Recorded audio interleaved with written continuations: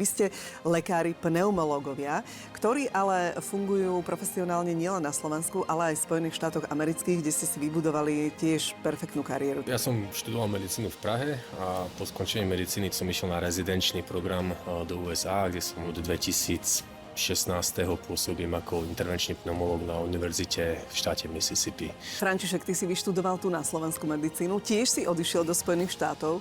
Tam rovnako pôsobíš aj na americkej pôde v nemocnici. Že sa dostali obidvaja v podstate na takú úroveň vzdelania, ktoré nám dalo istým spôsobom taký unikátny náhľad na vôbec pneumológiu ako takú.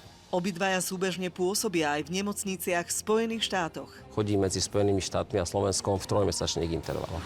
No a toto máte rovnaké, lebo aj ty, Michal, vlastne lietaš liečiť do Spojených štátov. 3 až 4 mesiace chodím v takých 2 až 4 týždňových intervaloch. My sme v nemocnici Bovry, tu v Bratislave, kde tiež pracuješ. Náš cieľ bol naozaj prispieť alebo nejakým spôsobom pôsobiť na Slovensku a tie skúsenosti, ktoré máme a tie vedomosti, ktoré sme nadobudli, posúvať ďalej.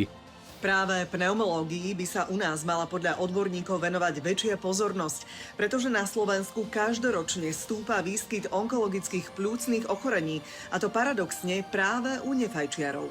Jedná sa o ženy nefajčiarky 30, 40, 50 ročné a v súčasnosti sa nevie, že prečo tento trend je, ale choroba je tu.